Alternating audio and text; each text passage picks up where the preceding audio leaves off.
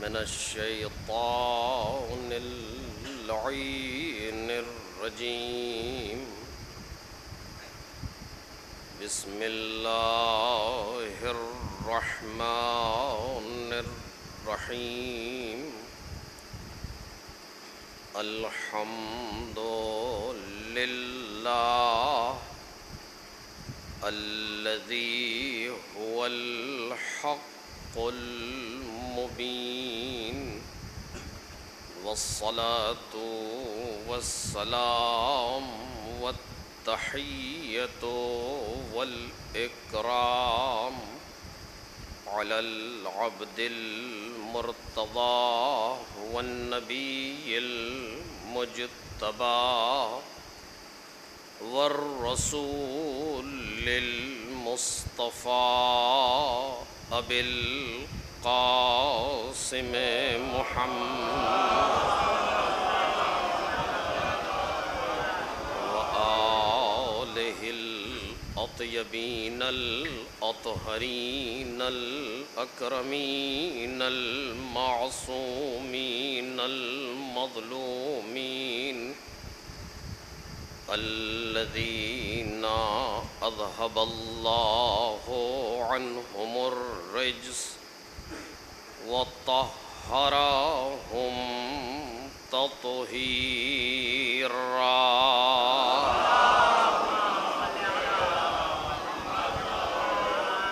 لا سيما ابن الزهراء بقية الله وآيته الكبرى واللعنة الأبدية على أعدائهم أجمعين.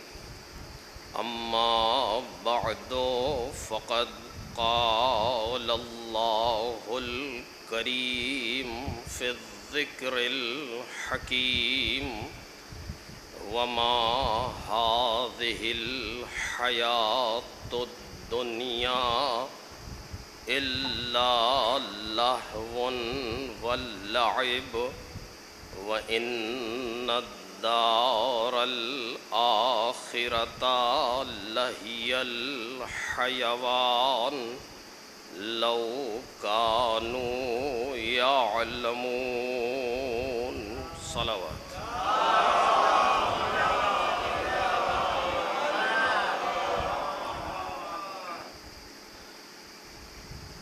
بزرگان محترم اور برادران ارجمند، یہ سورہ عنکبوت کی آیت ہے جس میں پروردگار عالم نے انسانی زندگی کے ایک اہم مسئلے کی طرف اشارہ کیا ہے.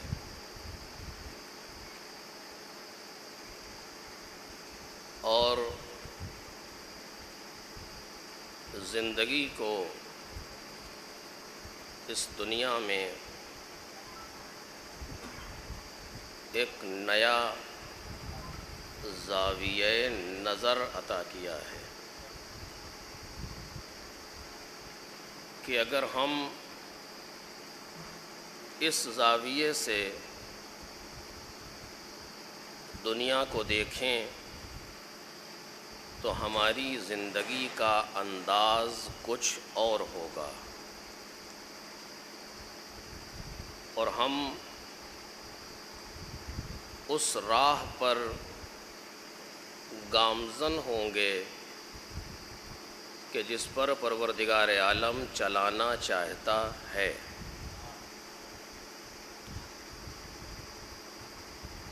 اور جب تک ہم دنیا کو اس زاویے سے نہیں دیکھیں گے تو یہی حال رہے گا کہ جو ہے، اور ہم اور آپ سب اس سے دوچار ہیں. برادر عزیز سے آپ نے پہلی مجلس میں تفصیل سے گفتگو سنی، اب کوئی خاص ضرورت نہیں تھی اس کے بعد، لیکن بالآخر آیا ہوں تو لہٰذا کچھ نہ کچھ تو عرض کرنا ہے۔ ہم اس دنیا کو کس حیثیت سے دیکھتے ہیں، اصل مسئلہ یہ ہے کہ ہماری نظر میں اس دنیا کی حیثیت بالآخر کیا ہے۔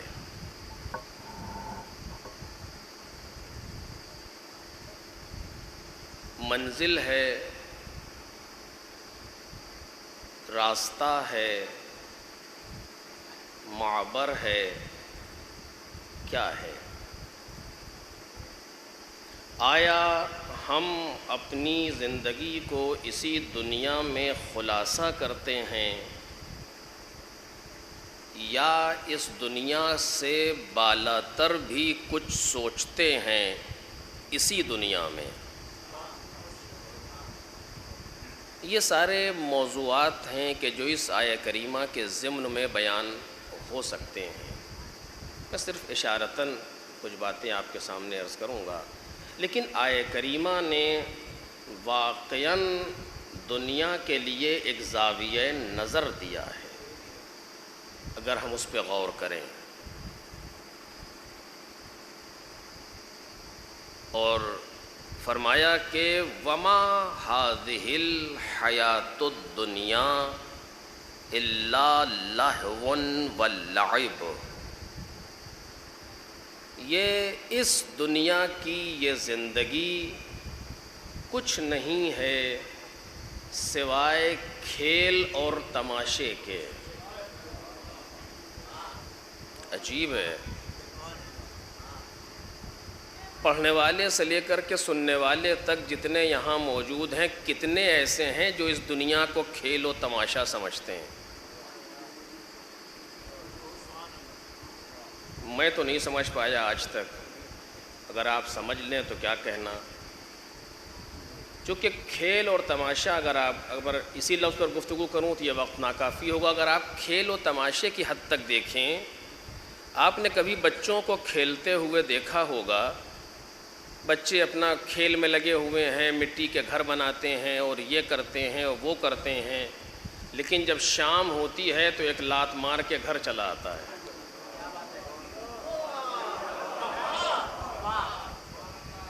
اس سے اسی کھیل کی حد تک دل لگاتا ہے، اس سے زیادہ نہیں ہوتا ہے نا۔ یہ کوئی بچہ، جس بچے نے مٹی سے گھر بنایا ہو، کچھ ہو، تو وہ اس کو گھر کو کی حفاظت کے لیے، دیکھنے کے لیے رات بھر وہاں بیٹھتا نہیں ہے۔ اس نے ایک بار مارا، خراب کیا اور سیدھے اپنے گھر۔ کیوں؟ چونکہ وہ اپنی لاشعوری طور پر بھی یہ محسوس کرتا ہے کہ اس کی حیثیت اس سے زیادہ نہیں ہے۔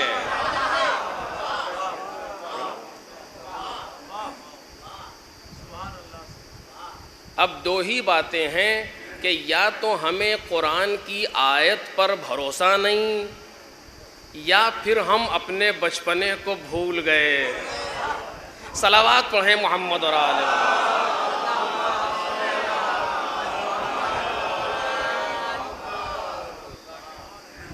اگر اسی پر آپ سوچنا شروع کریں اور اسی پر غور کرنا شروع کریں تو بہت کچھ نظر آئے گا کہ جو بچہ اپنی لاشعوری طور پر جو دیتا ہے، اور یہ جو آپ بچوں کو دیکھتے ہیں اور بچوں کی کیفیات کو محسوس کرتے ہیں، یہ معمولی نہیں ہے۔ والدین ان کے روٹین کو خراب کرتے ہیں، والدین ان کے اندر فیڈ سسٹم کو خراب کرتے ہیں۔ آپ بچوں کو دیکھیے، جب بچے دنیا میں آتے ہیں ماں کے شکم سے، سرے شام سو جائے گا، الصبح بیدار ہو جائے گا۔ یہ کیا ہے؟ یہ کمپنی کا سیٹ ہے، فیکٹری کا سیٹ ہے جو کام کر رہا ہے۔ کچھ دن کے بعد ماں باپ جیسے خود جاگتے تھے، ان کو بھی جاگنے کی عادت ڈال دی، اور بعد میں کہتے ہیں بچہ سوتا نہیں ہے، تو آپ خود ہی نہیں سوتے تو وہ کہاں سے سو جائے گا؟ یعنی اس لاشعوری طور پر وہ جو کام انجام دے رہا ہے اس میں کتنی حکمتیں پوشیدہ ہیں جسے وہ خود بھی نہیں جانتا. اسے پروردگار عالم نے فیڈ کر کے بھیجا ہے وہاں سے. ان کی چیزوں کو دیکھیں، بچوں کی کیفیات کو دیکھیں، بچوں کے انداز کو دیکھیں، بات سمجھ میں آ جائے گی کیا ہے. آپ نے کبھی دیکھا ہوگا بچوں کے لیے کھلونے لوگ خریدتے ہیں. ابھی آپ سن رہے تھے اسی ایک دوسرے زاویے سے، جتنا بڑا انسان ہوتا ہے اتنا مہنگا کھلونا خریدتا ہے مثلا، اور اس کو یہ تمیز نہیں ہے کہ مہنگے اور سستے کی اس بچے کی نظر میں کوئی حیثیت نہیں ہے. یہ جس طریقے سے 5 روپے کے کھلونے کو توڑ دے گا کچھ دیر میں، کچھ دن میں، اسی طریقے سے 50,000 کے کھلونوں کو بھی توڑ دے گا. چونکہ یہ کھلونے کو پیسے کی حیثیت سے نہیں دیکھ رہا، یہ کھلونے کو کھلونے کی حیثیت سے دیکھ رہا ہے. ایک صلوات پڑھے محمد اور آل محمد.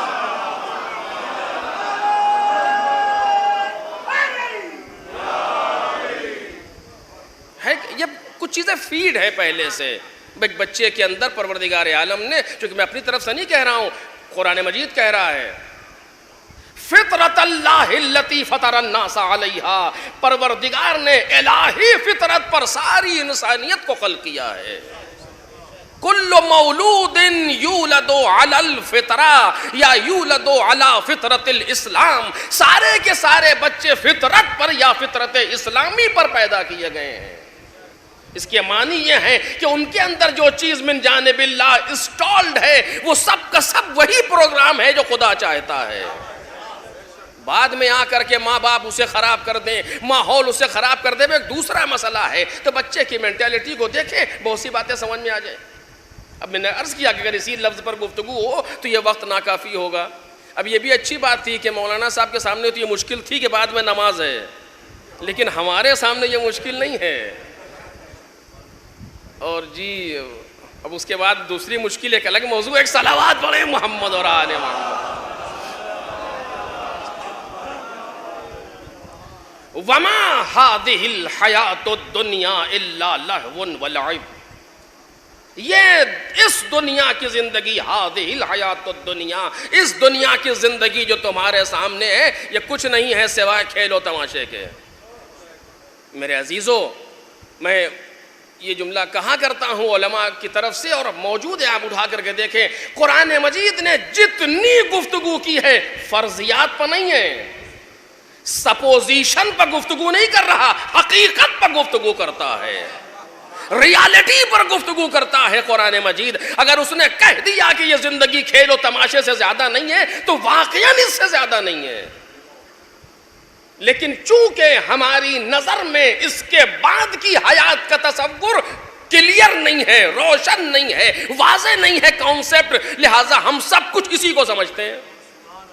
طلاب کی صف میں جائیں وہاں بھی یہی کیفیت ہے، علماء کی صف میں آئیں وہاں بھی یہی کیفیت ہے، بزرگوں کی صف میں جائیں وہاں بھی یہ کیفیت ہے، عوام میں آئیں وہاں بھی یہ کیفیت ہے، الا ما قد خص، سوائے ان کے جو مخصوص لوگ ہیں ان کا ایک الگ مرحلہ ہے، اس سے بحث نہیں کر رہا ہوں. وہ عوام الناس میں بھی پائے جاتے ہیں، وہ طلاب میں بھی پائے جاتے ہیں، وہ علماء میں بھی پائے جاتے ہیں، لیکن جو عام فکر ہے وہ اسی دنیا میں ساری چیزیں ہیں، سب کچھ اسی دنیا کے لیے ہے. کہتے تو ہیں ہم کہ اس کے بعد جو ہے وہ اصلی مرحلہ ہے، وہ کہنے کی حد تک ہے، عمل میں نہیں آتی وہ چیز عمل میں نہیں آتی. لیکن اگر عمل میں آ جائے تو کیا کہنا، وما هذه الحیات الدنیا الا لہو ولعب وان الدار الاخرۃ لہی الحیوان.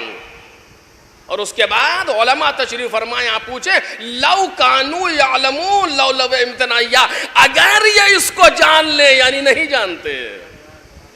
جانتے، یعنی وہ آخرت کی زندگی جس کو قرآن مجید حیات کہہ رہا ہے، توجہ کیجئے، وہ زندگی جسے قرآن مجید پروردگار کی طرف سے جسے خدا حیات سے تعبیر کر رہا ہے وہ یہ نہیں ہے، وہ ہے جو اس کے بعد شروع ہو رہی ہے، اس کو حیات سے تعبیر کیا گیا.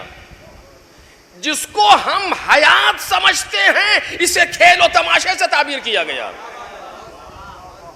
یہ کچھ عجیب سی بات نہیں ہے؟ ہم نے کبھی اس حیثیت سے سوچا ہے اس دنیا میں یہ جتنے بڑے بڑے مکانات آپ دیکھ رہے ہیں، اتنی بڑی بڑی زمینیں اور باغ اور یہ اور وہ گاڑی، پتہ نہیں کیا کیا، یہ سب کھیل تماشا ہے. عجیب ہے، ہم نے سارا حرام و حلال ایک کر دیا اس کے لیے، اور آپ کہہ رہے ہیں یہ کھیل تماشا ہے. کہ جی ایسے ہی ہے، ایسے ہی.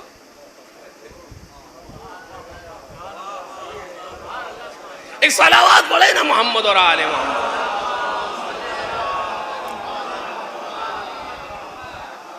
یہ کھیل و تماشا ہے. کھیل و تماشے کا مطلب یہ نہیں ہے کچھ نہیں ہے، نہیں، بات کچھ نہیں ہونا اور ہے. بات یہ نہیں ہے کہ ہم یہاں سے خودکشی کر کے چل دیں، نہیں، مقصد یہ نہیں ہے. کھیل و تماشے کی حد تک اسے دیکھو، اس سے زیادہ نہیں. میں نے ابتدائی کلام میں کہا کہ بچہ اتنا ہی دل لگاتا ہے اس سے جب تک وہ کھیلتا ہے، اور ادھر وہ چلا، اس نے ایک لات ماری، پورا بنایا ہوا گھر برباد کیا اور چل دیا. کیونکہ جب چلنے کی باری آ جائے تو پیچھے مڑ کے بھی نہیں دیکھتا.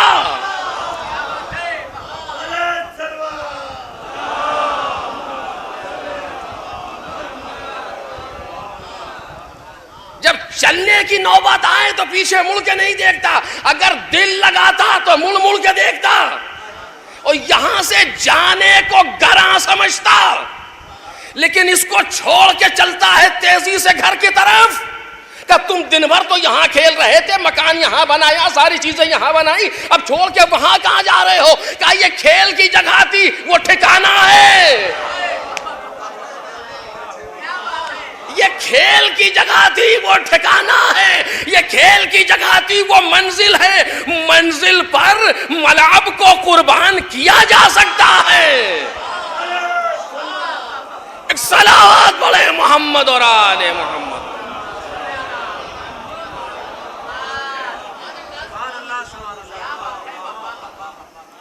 کھیل کی حد تک سمجھیں اسے، اور جب کھیل کی حد تک سمجھیں گے تو دل نہیں لگائیں گے، سوال ہی نہیں ہوتا. اور اس طرح کے تاریخ میں بھرے پڑے ہیں واقعات. دل لگانے کا مطلب فقیری نہیں ہے یا تونگری نہیں ہے کہ جو جتنا پیسے والا ہے اس کا اتنا دل لگا ہے، یہ غلط ہے. اور یہ بھی نہیں ہے جو جتنا فقیر ہے اتنا زاہد ہے، نہیں، یہ دونوں باتیں ضروری نہیں ہیں. ممکن ہے فقیر ہو لیکن دنیا سے چپکا ہوا ہو، اور ممکن ہے کروڑ پتی ہو لیکن دنیا سے جدا ہو چکا ہو. یہ ضروری نہیں ہے کہ کوئی انسان کسی امیر کی طرف دیکھے اور سمجھے کہ یہ دنیا میں غرق ہے. یہ غلط ہے. اور اب یہی ہے، بات سے بات نکلے گی. میں روکنا چاہ رہا ہوں، ابھی ہم نے یہی نہیں سمجھا دنیا کہتے کسے ہیں. دنیا کا مطلب زمین، آسمان، پیڑ پودے، چاند ستارے یہ نہیں ہے. وہ دنیا جو مذموم ہے وہ یہ سب نہیں ہے. مثلا مولائے کائنات دنیا کی قیمت بتاتے ہوئے اپنی جوتی ٹاک رہے ہیں. ابن عباس آ گئے، دیکھا علی اپنی نالین مبارک کو سی رہے ہیں اپنے ہاتھ سے. کون ہے؟ حاکم اسلامی. اور جناب ابن عباس اسے دیکھ رہے ہیں، مولا کائنات ٹاک رہے. کہا ابن عباس اس کی کتنی قیمت ہے؟ تو کہا مولا اگر یہ اچھی ہوتی تو 1 درہم، اور اب تو یہ اتنی پھٹ چکی ہے کہ اس کی قیمت کہاں ہے؟ کہ واللہ لدنیاکم ہذہ، خدا کی قسم علی کی نظر میں تمہاری اس دنیا کی قیمت اس سے کہیں کم ہے.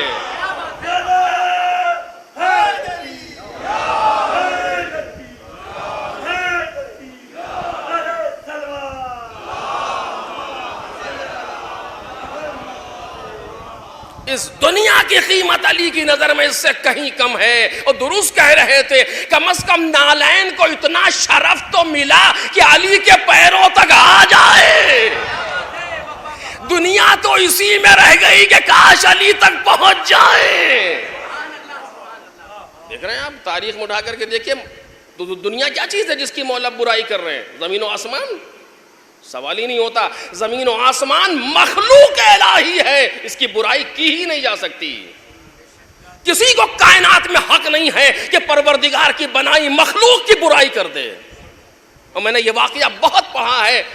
آپ نے اکثر لوگوں نے سنا بھی ہوگا لیکن موضوع سے ٹکرا رہا ہے، جلدی سے عرض کر رہا ہوں. جناب موسیٰ گزر رہے ہیں، آپ نے دیکھا ہے کہ معمولی سا کیڑا زمین پر رینگ رہا ہے.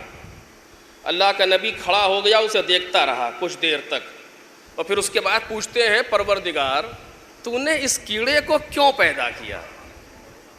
مخلوق خدا ہے. جناب موسیٰ کا سوال ہے، اعتراض نہیں ہے، اعتراض نہیں کر سکتے، اعتراض کرے تو نبوت رخصت ہو جائے گی.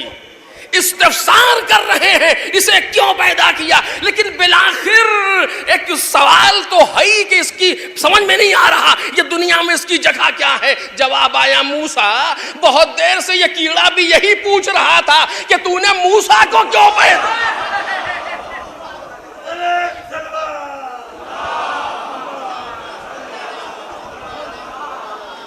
یعنی بیان یہ کرنا ہے کہ مخلوق الہی جس مقام پر ہے باحکمت ہے، جس جگہ بھی خلق کی گئی ہے موضوع ہے.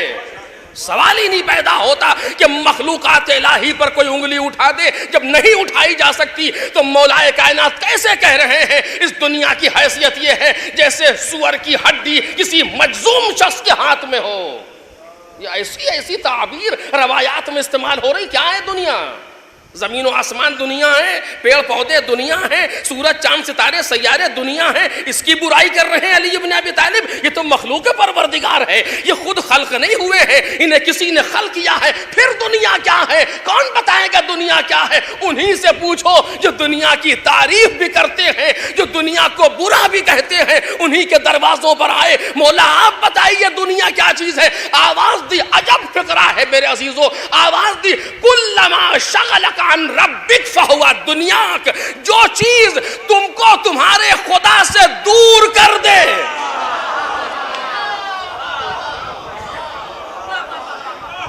ایک صلوات پڑھیں محمد اور آل محمد.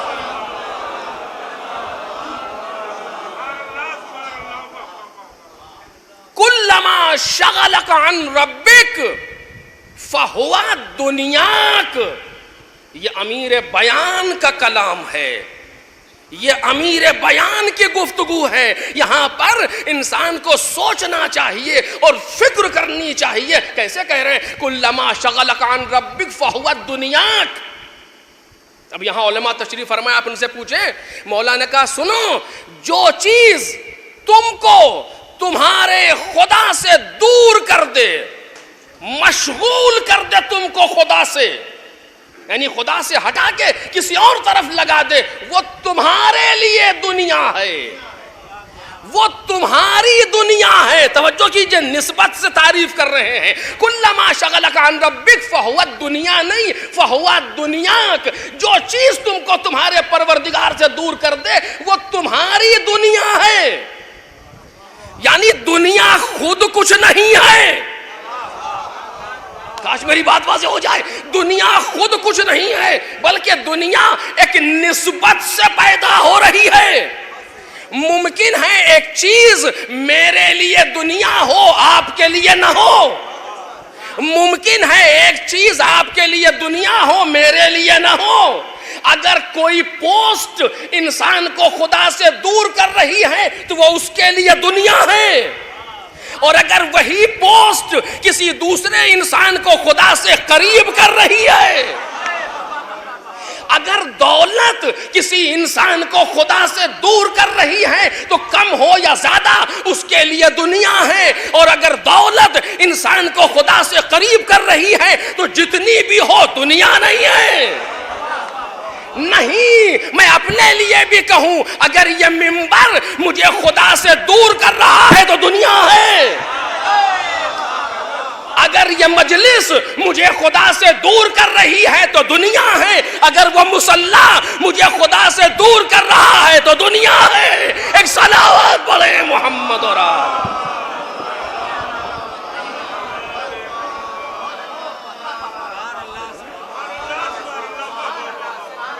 کیا جامع تعریف کی ہے مولا نے. کلما شغلک عن ربک فہو دنیاک. جو تم کو تمہارے پروردگار سے روک دے وہ تمہاری دنیا ہے. اپنی دنیا کو دوسرے کی دنیا نہ سمجھنا. نہیں, میں شاید ایک لطیف چیز آپ محسوس کریں, اپنی دنیا کو دوسرے کی دنیا نہ سمجھنا. اگر تم کو دولت خدا سے روک رہی ہے تو یہ نہ سمجھنا کہ جس کے پاس دولت ہے وہ دنیا ہے. ایک صلوات پڑھیں محمد اور آل محمد.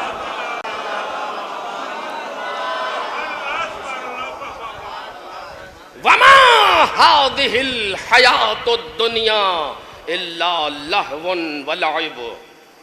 یہ دنیا کی زندگی, اس دنیا کی زندگی کھیل اور تماشا ہے, اس سے زیادہ کچھ نہیں. وَإِنَّ الدَّارَ الْآخِرَةَ لَهِيَ الْحَيَوَانُ. آخرت کی زندگی حیات ہے, حیات ہے, جینے کی جگہ ہے. عجیب ہے, آخرت کہاں ہے؟ آخرت کے معنی یہ نہیں ہے کہ ابھی قیامت آئے گی, جی نہیں. اذا مات احدکم فقد قامت قیامتہ یرا ما لہ من خیر و شر. تم میں سے جو مر گیا اس کی قیامت شروع ہو گئی. یہ حدیث ہے. اذا مات احدکم فقد قامت قیامتہ, جو تم میں سے مر گیا اس کی قیامت شروع ہو گئی. وہ دیکھ رہا ہے اس کے لیے خیر کیا ہے, اس کے لیے شر کیا ہے. یہ برزخ اسی قیامت کے مقدمات میں سے ہے. یعنی دنیا اور آخرت کے درمیان جو فاصلہ ہے اس کا نام ہے موت. توجہ کیجئے, جو فاصلہ ہے دنیا اور آخرت کے بیچ میں اس کا نام ہے موت. حد فاصل کا نام ہے موت. موت کے ادھر دنیا, موت کے ادھر آخرت. توجہ کریں, اب یہاں سے بہت سے موضوعات شروع ہوتے ہیں, بہت لطیف چیزیں ہیں تاریخ اور احادیث کے دامن میں جسے بیان ہونا چاہیے, لیکن میں بس اپنی آخری منزل پر سے نزدیک ہو رہا ہوں کہ موت کے ادھر دنیا, موت کے ادھر آخرت. اور یہاں پر ایک بات بیچ میں عرض کروں تاکہ بات واضح ہو جائے. دنیا میں تو موت ہے, آخرت میں موت نہیں ہے. انسان جب سے خلق ہوا اور جب تک رہے گا صرف ایک بار ہے موت,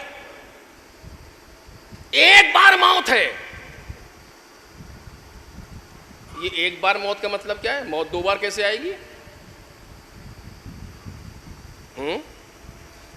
بہت سے انتقالات ہیں جو انسان نے انجام دیے ہیں لیکن اسے ہوش نہیں ہے. بہت سے انتقالات ہیں جس کو ہم اور آپ انجام دے کر کے یہاں تک پہنچے ہیں لیکن ہمیں خبر نہیں ہے. قرآن ہمیں باخبر کر رہا ہے. ہم کیا تھے؟ کہ تم پہلے مٹی تھے, مٹی تھے. اب آیت نہیں پڑھوں گا ورنہ وقت لگے گا. سورہ مومنون کی ابتدائی آیتیں. تم پہلے مٹی تھے. اچھا, کہ مٹی سے ہم نے تم کو منتقل کیا تو تم نطفہ بنے. نطفہ بنے. مٹی سے نطفہ کیسے بنے؟ ایک لمبا پروسیجر ہے جس کے بیان کا موقع بھی نہیں. پھر ہم نے تم کو نطفے سے منتقل کیا تو تم علقہ بنے. علقے سے تم نے انتقال کیا تو مضغہ بنے. یہ ساری لفظ قرآن کی ہیں. مضغے سے تم منتقل ہوئے تو ہڈی بنے. ہڈی پر ہم نے گوشت چڑھایا. ان سارے مراحل کو تم نے بے اختیار انتقال کیا. ان سارے مراحل پر تمہیں کوئی اختیار نہیں تھا. ہم تمہیں جیسا چاہ رہے تھے لیتے چلے جا رہے تھے. اس مرحلے سے اس مرحلے پر ہم لے گئے. مٹی سے نطفے تک ہم لے گئے, تم نہیں جا سکتے تھے. توجہ کریں, تم یہ نہیں کہہ سکتے تھے فلاں مٹی سے ہم بننا چاہتے ہیں مالک. نہیں, نطفے کی فلاں کیفیت میں ہم جانا چاہتے ہیں, فلاں انسان کا نطفہ بنیں گے. نہیں, یہ ہمارا کام تھا. اس کے بعد ایک ایک مرحلے کو طے کیا. علقے میں جب تم رحم مادر میں آئے, علقہ بنے, تب بھی تمہیں کچھ اختیار نہیں, ہم نے جیسا چاہا بنایا. پھر علقے سے مضغے میں تمہیں اختیار نہیں، ہم نے جیسا چاہا بنایا، پھر مضغے سے جب ہڈی بنایا تب بھی تمہیں کوئی اختیار نہیں۔ یہاں ڈاکٹرز بیٹھے ہیں، شاید میری بات کی تائید کرے، ہڈی پر ہم نے گوشت چڑھایا، ابھی بھی تمہیں کوئی اختیار نہیں، ابھی بھی تم کسی قابل نہیں تھے۔ پھر ہم نے تمہاری اس دنیا کی زندگی اور اس کے بعد کی زندگی کے لیے حیات کا ارادہ کیا۔ میرے عزیزوں، ان لفظوں کے بیان کا موقع نہیں ہے، وقت نہیں، میں عرض کرتا، لفظ ذمہ داری سے پڑھ رہا ہوں آپ کے سامنے۔ پھر ہم نے تمہاری دنیا اور آخرت کی حیات کا ارادہ کیا، اس ارادے سے تم ماں کے شکم میں حرکت کرنے لگے۔ اگر ہمارا یہ ارادہ نہ ہوتا تو ڈاکٹرز تمہیں ماں کے شکم کو چاک کر کے نکال لیتے کہ بچہ مردہ ہے۔ ہمارے ارادے سے تم زندہ ہوئے۔ جس کو تم روح سمجھ رہے ہو وہ کچھ اور نہیں ہے، ہمارا ایک ارادہ ہے۔ ایک صلوات پڑھیں محمد اور آل۔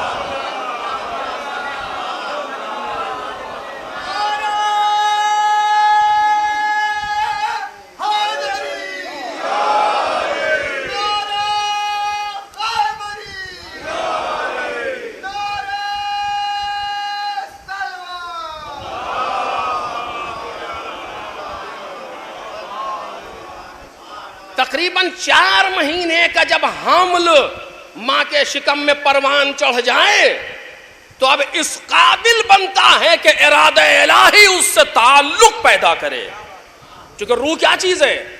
قرآنی کہیں آپ کس سے پوچھیں گے روح کیا، کون بتائے گا؟ کسی کو پتہ ہی نہیں، صرف قرآن بتا سکتا ہے، یا قرآن صامت یا قرآن ناطق، ان کے علاوہ آج تک کوئی روح کو نہیں جانتا۔ سچ کہہ رہا ہوں آپ سے میں، یا قرآن صامت سے پوچھئے یا قرآن ناطق سے پوچھئے۔ صامت کے پاس آئے روح کیا چیز ہے؟ کا امر، یسألونک عن الروح قل الروح من امر ربی، میرے پروردگار کے امر میں سے ہے۔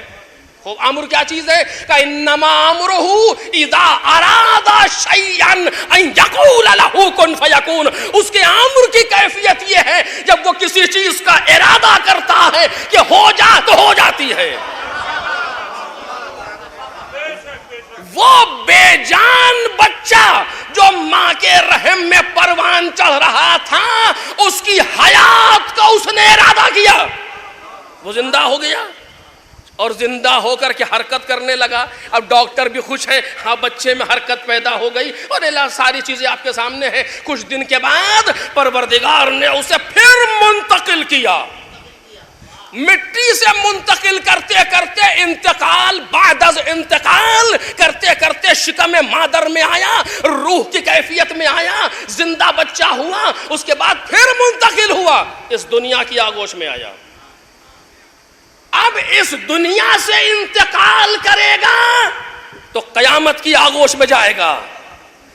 جس طریقے سے مٹی سے منتقل ہوتے ہوتے اس دنیا میں آیا، اسی طرح اس دنیا سے منتقل ہو کر کے ادھر جائے گا۔ نہ وہاں سے یہاں تک میں کوئی اختیار، نہ یہاں سے وہاں جانے میں کوئی اختیار۔ تمہیں اختیار نہیں ہے کہ تم کب تک زندہ رہو، یہ اس کا ارادہ ہے، جب تک وہ ارادہ کیے رہے گا ہم زندہ ہیں۔ یہ نہایت غلط جملہ ہے جو ہمارے سماج میں کبھی کبھی استعمال ہوتا ہے، بڑی ہمدردی میں لوگ کہتے ہیں ابھی اس کے مرنے کے دن نہیں تھے۔ عجب، یعنی آپ ارادہ الہی پر کرٹیسائز کر رہے ہیں کہ ابھی اس کے مرنے کے دن نہیں تھے، وقت سے پہلے مر گیا؟ یعنی آپ سمجھتے ہیں کہ مرنے کا دن کب ہے؟ وہ سیکنڈ کے 1000ویں حصے تک جانتا ہے کہ اس کے مرنے کا وقت کب ہے۔ اس نے اس اپنی مخلوق کو 18 سال کی عمر دی تھی، ہم کون ہوتے کہنے والے 18.5؟ اس نے دی ہے، وہ جب چاہے بلا لے۔ کہاں لکھا ہے کہ بڑھاپے میں انسان آئے گا؟ کچھ نہیں، اس کا ارادہ ہے، اس نے جب تک کا ارادہ کیا ہے ہم زندہ ہیں۔ ارادہ کر لیا چل دیے، نہ اپنے اختیار سے آئے ہیں نہ اپنے اختیار سے جائیں گے، لیکن اس بیچ میں ایک اختیار ملا بس میرے عزیزو بات تمام ہو رہی. اس بیچ میں ایک اختیار ملا, نطفے سے مٹی سے نطفہ بننے میں کچھ اختیار نہیں کہ مٹی کو اختیار ملے کہ ایسا نطفہ بن, کوئی اختیار نہیں. نطفے سے علقہ بننے میں ہمیں کوئی اختیار نہیں. لیکن جب اس دنیا میں لے آیا تو کہا لے تو ہم ہی جائیں گے, لیکن اس بیچ میں تمہیں ایک اختیار دے رہے ہیں. کہا وہ کیا؟ کہ یہاں چلے جاؤ یا وہاں چلے جاؤ. ایک صلوات پڑھے محمد اور آل.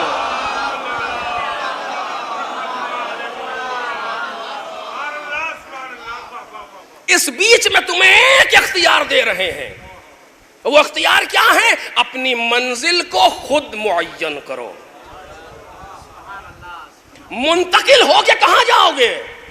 کہ پروردگار اتنے انتقال تو نے دیے, جہاں لے گیا وہاں چلے آئے. کہ نہیں, اس انتقال میں جو آخری ہوا دنیا میں آنے میں, یہاں تک تم صحیح ہو, لیکن اس کے بعد ہم کچھ نہیں کریں گے, ہم صرف منتقل کریں گے.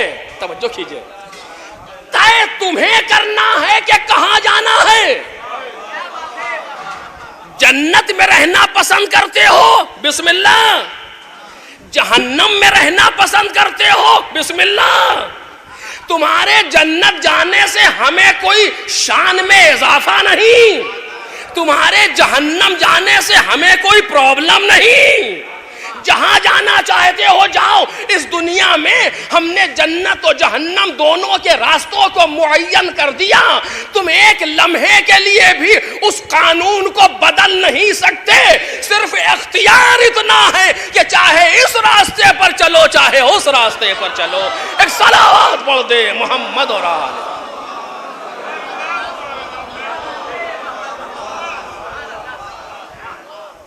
ایک اور صلوات محمد اور آل محمد.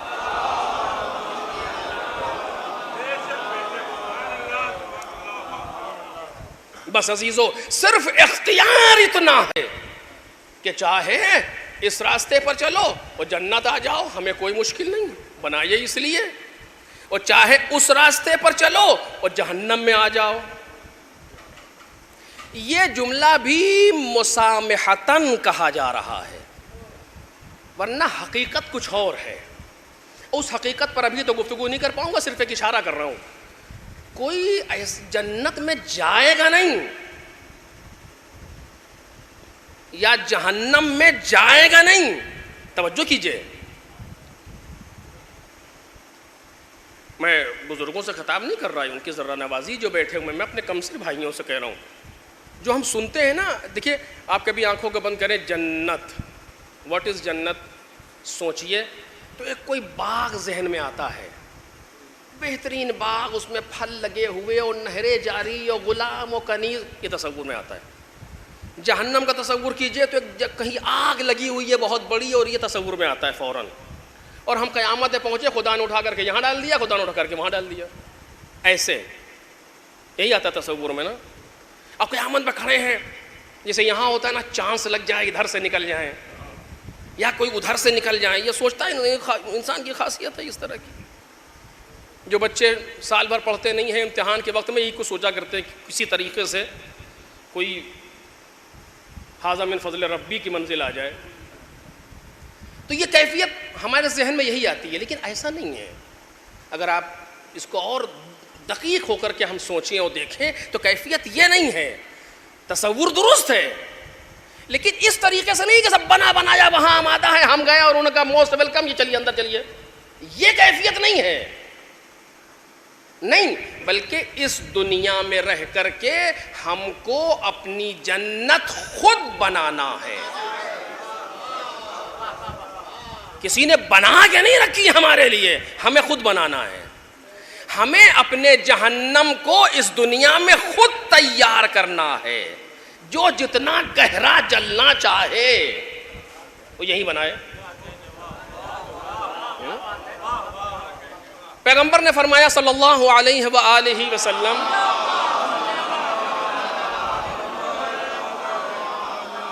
کہ جو ایک مرتبہ سبحان اللہ کہے, خدا جنت میں اس کے لیے ایک گھر, ایک درخت لگاتا ہے.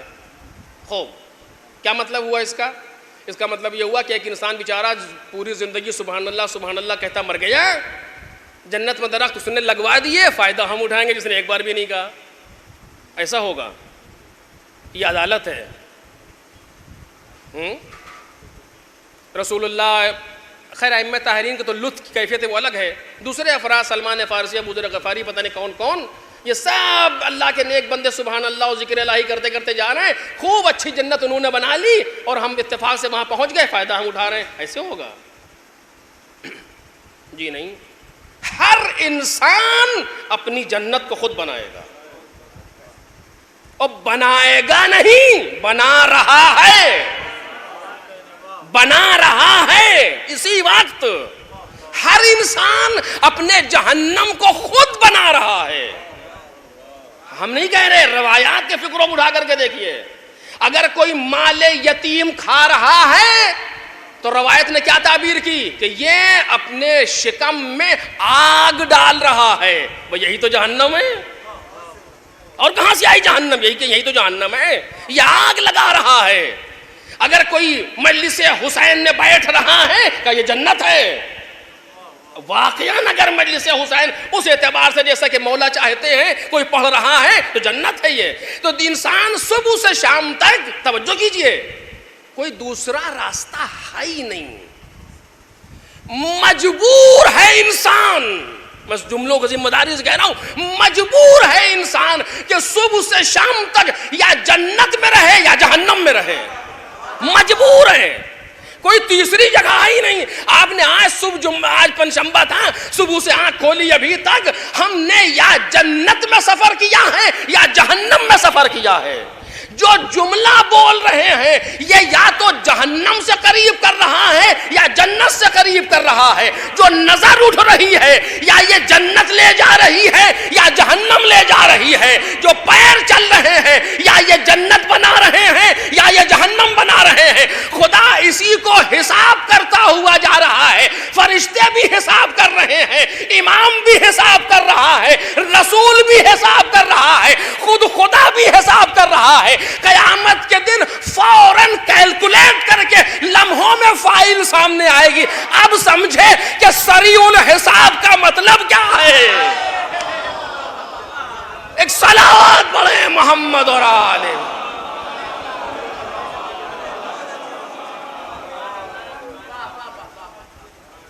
پروردگار عالم آج سب کچھ اسی زمانے میں ہم کر رہے ہیں.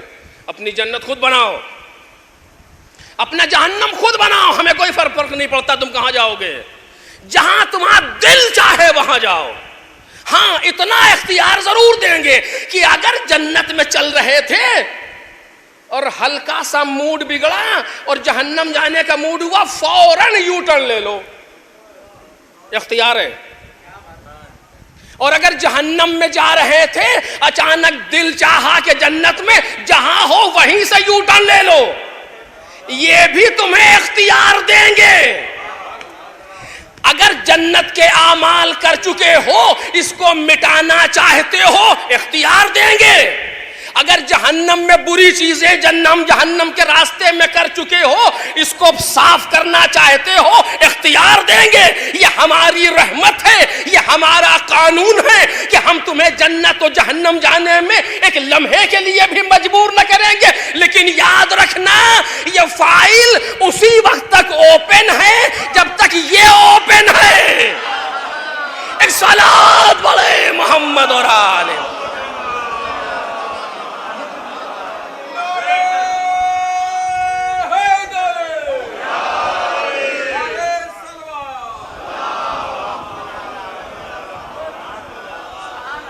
یہ سارے یو ٹرن اسی وقت تک موجود ہیں جب تک تمہاری آنکھ کھلی ہے. یہ بند ہوئی، اب کچھ نہیں. اب جو کر کے آئے ہو اسی کے اثرات مل سکتے ہیں. کوئی نیا کام تم نہیں کر سکتے، سب ختم ہو گیا. اب کوئی نئی چیز تمہارے بس کی نہیں ہے. یہ آنکھ کب تک کھلی ہے کہ یہی تو نہیں بتائیں گے. پورا قرآن اٹھا کے دیکھ لیجئے، ہر چیز پر گفتگو کی. موت کے سلسلے سے دو باتوں پر گفتگو نہیں کی قرآن نے.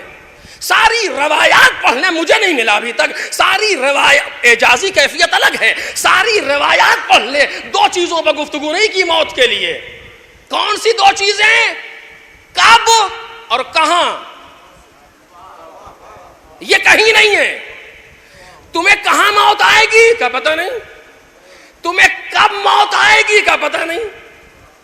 اور اب تو اس زمانے میں اب تو موت ایسی بورس میں اتنا اوپر ہائی لیول پر جا رہی ہے کہ جہاں ویلیو ختم ہو گئی موت کی. آپ کسی کو سنتے ہیں مر گیا, اچھا ان کا بھی انتقال ہو گیا, انا للہ. پہلے سنتے کچھ دیر تاثر ہوتا, ہاں فلاں صاحب مر گئے, جو کبھی کبھی کوئی مرتا تھا. اور اب تو ہر صبح شام دوپہر دوا کی خوراک کے طریقے سے انسان جا رہا دنیا سے, ختم ہو گئی. لیکن ہاں میں بھی کل بھی کہہ رہا تھا کہ ایک فائدہ ضرور ہوا. اس بیماری کیا کہوں, یہ ہیومن میڈ وائرس ہے, انسانوں کا اپنا بنایا ہوا ہے, اس کا خدا بند عالم سے کوئی تعلق نہیں ہے, پر انسان نے خود اسے بنایا, خود ہی پھنسا ہوا ہے اور پھنسایا ہوا ہے. ایک فائدہ اس کا ضرور ہوا, کیا کہ دنیا سے ساری بیماریاں ختم ہو گئیں. دیکھیں نا اپنا کورونا کا اس سے بڑا کیا فائدہ ہوگا. ایک ماسٹر پیس ہمارے سامنے آیا بیماریوں کا, اور ساری بیماریاں ختم ہو گئی. اب نہ کسی کو ڈینگو ہوگا, نہ کسی کو انفلوئنزا ہوگا, نہ کسی کو نیمونیا ہوگا, نہ کسی کو ڈبل نیمونیا ہوگا, نہ کسی کو ٹی بی ہوگی, کچھ نہیں ہوگا. اب صرف ایک بیماری ہوگی, کورونا. اور ان کمبختوں نے ہارٹ اٹیک اور برین ہیمریج تک کو بھی کورونا سے جوڑ دیا. اس کو بھی یہ کورونا ہی کی وجہ سے ہو رہا ہے. دیکھ رہے ہیں آپ, یہ کتنا بڑا فائدہ ہوا. ساری بیماریاں ختم ہو گئی, ایک بچی ہے بیماری, اس کا نام ہے کورونا. اور کب کس کو کہاں آ جائے کچھ پتہ نہیں ہے. جس وقت جس کی جہاں ضرورت پڑ جائے گی اسے کورونا ہو جائے گا. جس شہر میں جب چاہیں گے وہاں شروع ہو جائے گا. ساری چیزیں عجیب و غریب کر دی ان کمبختوں نے. خدا لعنت کرے ان کے موجد لوگوں پر, اور جو اس کو پھیلا رہے ہیں ساری. اور مصیبت یہ ہے کہ ہم علی کے چاہنے والے بھی اسی بہاؤ میں بہتے چلے جا رہے ہیں.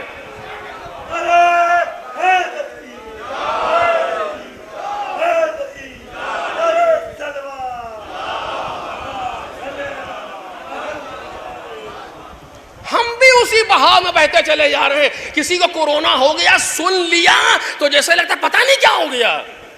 نہ اخلاق اسلامی کا خیال ہے, نہ حقوق کا خیال ہے, نہ رشتوں کا خیال ہے, کچھ خیال نہ رہ گیا. نہ پڑوسی کے حقوق, نہ خاندان کے حقوق, نہ صلہ رحم, بس کورونا ہے. مٹی میں جنازے میں جانے سے گھبرا رہے ہیں لوگ.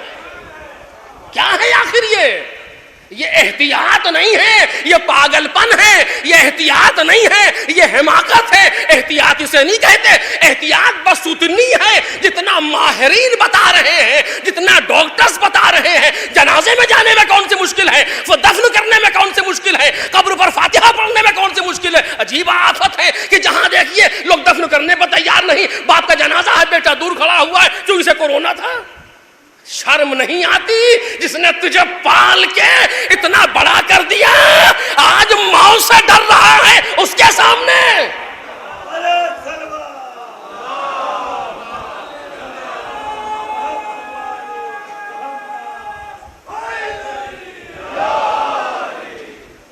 احتیاط کا مخالف کوئی نہیں ہے. اور WHO نے جتنا سوچا نہیں ہے اس سے زیادہ مراجع فتویٰ دے چکے احتیاط کے لیے. جتنا وہ سوچ بھی نہیں سکتے اس سے زیادہ مراجع کا فتویٰ ہے. آپ اٹھا کے دیکھ لیں, ابھی کوئی تازہ نہیں ہے, ہمیشہ سے ہے. کہ فرض کیجیے اگر میں مریض ہوں اور میں نے احتیاط نہیں کی اور اپنے بے احتیاطی کی وجہ سے اپنے مرض کو ٹرانسفر کر دیا کسی دوسرے میں, اور وہ مریض ہو گیا, تو اس کے سارے خرچ کا ذمہ دار شرعاً میں ہوں. یہ مراجع کا فتویٰ اٹھا کر کے دیکھیے. اگر وہ انسان مر جائے تو مجھ پر دیت واجب ہے. کہاں سوچا ہے دنیا نے اس جگہ پہ جا کر کے جہاں وہ فتاوے دے رہے ہیں. احتیاط کی مخالفت نہیں ہو کر رہا ہوں, لیکن حماقت کی مخالفت کر رہا ہوں. اس بلا وجہ کی اقدار اسلامی کو جو بالائے طاق رکھا جا رہا ہے اس کی مخالفت کی جا رہی ہے. آج تو آپ دیکھیے نا کتنا بازار کب تک کھلی ہے, یہ کا پتہ نہیں. ابھی تک یہ تھا کہ جب ملک الموت چاہ لے, مزاحن کہہ رہا ہوں, اب یہ ہے کہ جب یہ چاہ لے منوس. اچھے خاصے گئے اپنے پیروں سے, ڈاکٹر کو دکھانے کے لیے اس نے بڑے ہمدردی میں کہا ایسا کیجئے آپ ایک کورونا کا ٹیسٹ کرا لیجئے. ٹیسٹ کرا کر گھر آئے, رپورٹ آنے سے پہلے مر گئے. وہ یہ کیا ہو رہا ہے اللہ جانے, چھوئیے گا نہیں. کیوں؟ کیسے کہوں؟ آپ نے سنا ہے نا, بچپن میں سن رہے تھے ہم لوگ, دیکھو ان کی مجلسوں میں نہیں جانا, ان کی باتیں نہیں سننا. آخر کیوں؟ اس لیے کہ اگر سن لیں گے تو ہماری قلعی کھل جائے گی نا, ہمیں کیا ہے پتہ چل جائے گا. یہ یہاں بھی ہو رہا ہے, جنازہ نہیں کھولنا. کیوں؟ اگر کھول لیا تو ہم نے کیا کیا ہے یہ تم سمجھ جاؤ گے. ایک صلوات پڑھے محمد اور آل محمد. تو غرض کہ یہ کب تک کھلی ہوئی ہے؟ کہ جب تک کھلی ہے تمہارے سامنے جنت بنانے کا راستہ بھی موجود ہے, جہنم بنانے کا راستہ بھی موجود ہے. جب یہ بند ہو گئی تو پھر سب ختم ہو گیا. بس عزیزو, یہ دنیا کھیل اور تماشا. میں نہیں پڑھ پایا جو میں کہنا چاہ رہا تھا, لیکن وقت تمام ہو گیا, بات کو میں نے ختم کر دیا. یہ دنیا کھیل اور تماشا ہے, اس سے اتنا ہی دل لگائیں جتنا ایک بچہ کھیل سے دل لگاتا ہے. اس کھیل کے گراؤنڈ کے چکر میں گھر کو نہیں بھولتا, منزل کو نہیں بھولتا. ہمیں بھی چاہیے کہ ہم اس دنیا کے چکر میں آخرت کو نہ بھول جائیں, آخرت کو نہ بھولیں. آپ کچھ باتیں کہنا چاہ رہا تھا کہ جو بہت ضروری تھیں لیکن نہیں پہنچ پایا. بس عزیزو, وما هذه الحیات الدنیا الا لہو ولعب. یہ دنیا کھیل اور تماشا ہے. اگر انسان اس دنیا کو دیکھنے کا انداز بدل دے تو زندگی کے اطوار بدل جائیں گے خود بخود, ایک لمحے میں. ابھی آپ نے ایک ذکر سنا, اسی سے مربوط ایک ذکر میں آپ کے سامنے پیش کروں گا تاکہ بات واضح ہو جائے. وہ بھی مربوط ہے اسی واقعے سے. اگر انسان صرف دنیا کو دیکھنے کا انداز بدل دے, کام سب وہی رہے گا. ائمہ طاہرین پہاڑوں پر نہیں گئے, اسی دنیا میں جیتے تھے. علی غریب و فقیر وقیر نہیں تھے. اگر یہ کوئی سوچتا ہے تو احمق ہے, یہ جاہل ہے, اسے تاریخ کا پتہ نہیں ہے. مولا کائنات فقیر وقیر نہیں ہے. جو علی 1000 غلام خرید کے آزاد کر دے وہ فقیر کیسے ہے؟ فقیرانہ زندگی گزارنا اور ہے, فقیر ہونا اور ہے. ایسا نہیں کہ مولا کے پاس تھا نہیں. کون کہتا ہے؟ 1,00,000 کھجور کے درخت مولا نے خود لگائے. یعنی آپ سوچئے 1,00,000 درخت کا باغ جس کے پاس ہو وہ فقیر ہوگا. فقیر نہیں تھا, فقیرانہ زندگی گزارتا تھا. کیوں؟ چونکہ دنیا کو کھیل و تماشا سمجھتا تھا. صرف انداز دیکھنے کا بدل جائے سب کچھ بدل جائے گا. اب یہ دیکھ رہے کتنا لطیف موضوع ہے, لیکن بس اسی جگہ ختم کر رہا ہوں. امام حسین مکے سے کربلا کی طرف آ رہے ہیں. راستے میں بہت سے واقعات ہوئے. ابھی آپ نے ایک واقعہ سنا جناب وہاب کلبی کا. ایک جگہ امام حسین نے دیکھا کہ خیمے لگے ہیں. کہا یہ کس کے خیمے ہیں؟ کہا کہ یہ عبید اللہ ابن حر جعفی کے خیمے ہیں. کہا جا بلا کے لاؤ. بلانے کے لیے آیا, قاصد تو نہیں آیا. امام حسین خود آئے. سوچیں آپ میرے عزیزوں, ممبر سے پڑھنا سننا بہت آسان ہے, لیکن وقت کا امام ہے, حجت خدا ہے, نبض کائنات اس کے اشاروں پر دھڑک رہی ہے. وہ خود آیا. یہ منحوس پہچانتا تھا امام کو. استقبال کیا اس نے, صدر مجلس میں لا کر کے بٹھالا, آپس میں گفتگو ہوئی, مذاق کیا اس نے امام سے. امام نے جواب دیا اور اس کے بعد امام نے اپنی دعوت پیش کی اس کے سامنے. نتیجہ یہ نکلا, کہتا میرا گھوڑا لیتے جائیے, یہ بہت تیز بھاگتا ہے, آپ کے کام آئے گا. کتنا گر جاتا ہے انسان کبھی کبھی. حسین ابن علی اسے کامیاب بنانے کے لیے آئے تھے, یہ گھوڑا دے رہا ہے. آپ نے دیکھا ہوگا اس انسان کو. جن لوگوں نے مختار نامہ دیکھا ہے اس میں ابن حر جو کردار ہے وہ یہی ہے. امام نے کہا سن ما کنت متخذ المضلین عضدا. قرآن مجید کی آیت پڑھی کہ ہم گمراہ کرنے والوں کو اپنا بازو نہیں بناتے. امام حجت تمام کرنے آئے, چلے آئے اٹھ کر کے, آگے بڑھے. کچھ دور کے بعد, کچھ منزلوں کے بعد یا پہلے ایک اور خیمے لگے ہوئے. کس کے خیمے ہیں؟ کہو زہیر ابن قین کے. کہا جا بلا کر کے لاؤ. قاصد آیا. زہیر اپنے کاروان کے ساتھ حج کر کے واپس آ رہے تھے. کئی لوگ ہیں کاروان میں زہیر کے. آپ کو معلوم اس زمانے میں لوگ اکیلے نہیں چلتے تھے, سب کے سب بیٹھے کھانا کھا رہے تھے.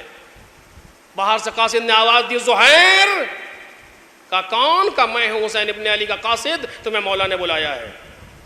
قافلے والے کہتے ہیں جس کے ہاتھ میں لقمہ تھا اس نے منہ میں نہیں رکھا, دسترخوان پر رکھ دیا. مبہوت ہو کر کے سب بیٹھ گئے. زہیر بستر جھکا کے بیٹھ گئے. زہیر کی زوجہ تھی, اس نے پوچھا زہیر کیا ہوا؟ کہا جس سے ڈر تھا وہی ہوا. کہا کیوں؟ کہا مجھے پتا ہے جدھر حسین جا رہے ہیں سوائے موت کے کچھ نہیں ہے, کوفے والے ان کے ساتھ نہیں ہیں. کہا پھر؟ کہا ہم اس جنگ میں بے طرف رہنا چاہتے تھے, نہ ادھر نہ ادھر, لیکن اب حسین نے بلا لیا, نہیں سمجھ میں آ رہا کیا کروں. تو تاریخ کی یہ وہ بیویاں ہیں جن کا اپنے شوہروں پر احسان ہے. کہتی ہے زہیر تم پر وائے ہو, نبی کا نواسہ بلا رہا ہے.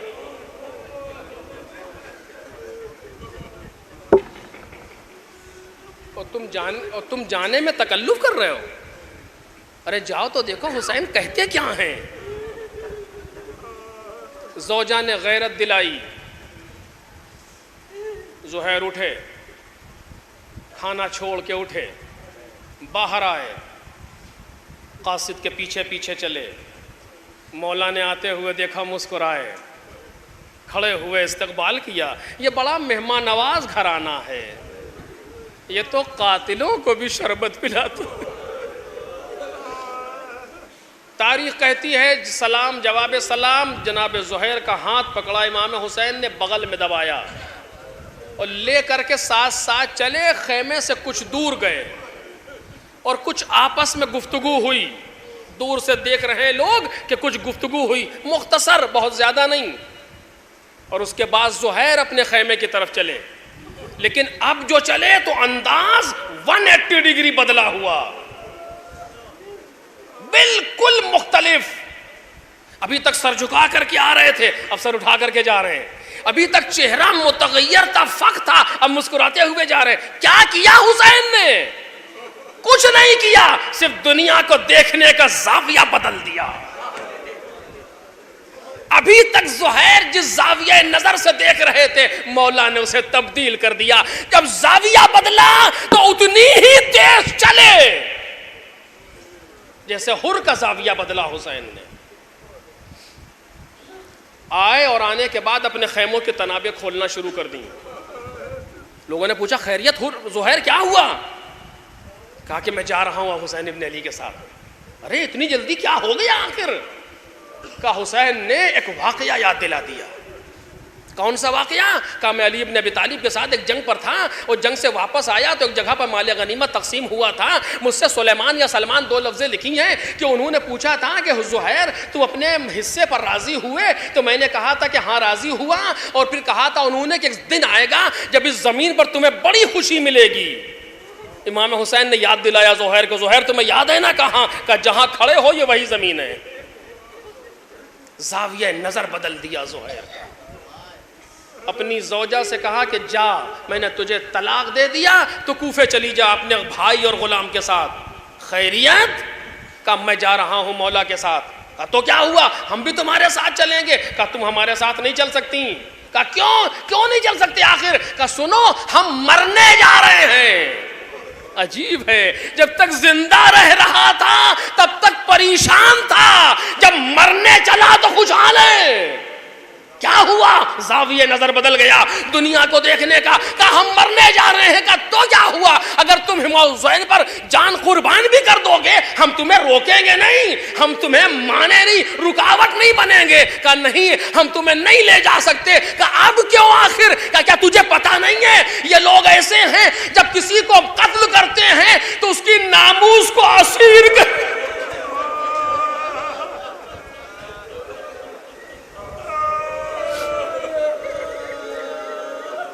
اس کی ناموس کو اسیر کر لیتے ہیں. میں قتل ہونا تو برداشت کروں گا لیکن یہ میری غیرت گوارا نہیں کرتی کہ تو ان ملعونوں کی اسیر بن جائے. زہیر کی زوجہ نے کہا, سن سکو تو سنو, خطابت نہیں ہے مقتل کے جملے ہیں. زہیر کی زوجہ نے کہا زہیر حسین کے ساتھ بھی تو خواتین ہیں. چونکہ محملوں کو دیکھ رہی تھی دور سے, کہا حسین کے ساتھ بھی تو خواتین ہیں. یہ سننا تھا, تیوریوں میں بل پڑ گئے. کیا کہا؟ اپنے آپ کو ان سے ملا رہی ہے. ارے وہ تو نبی زادیاں ہیں, علی اور فاطمہ کی بہو بیٹیاں ہیں. کس کی مجال جو ان کی طرف نظر بھر کے دیکھ سکے. لیکن تیرا پوچھنے والا کون ہوگا؟ اے زہیر, کاش تمہیں پتا ہوتا ان نبی زادیوں کے ساتھ, ان علی و فاطمہ کی بہو بیٹیوں کے ساتھ کیا ہونے والا تھا. کوفے کا بازار, زینب بے ردا, چاروں طرف عورتیں ہل ہلا کرتی ہوئی, تالیاں بجاتی ہوئی, لوگ شادیانے بجا رہے ہیں. ایک منادی پکار رہا, ہاذہی سبایا من بنات رسول اللہ. اس عالم میں زینب کوفے کے بازار میں, کوفے کے دربار میں, شام کے بازار میں, شام کے دربار میں ہوتی ہوئی چلی. اے بابا دیکھو, تم نے جو کہا تھا وہ وقت آ گیا, رسیاں بندھ گئی. بابا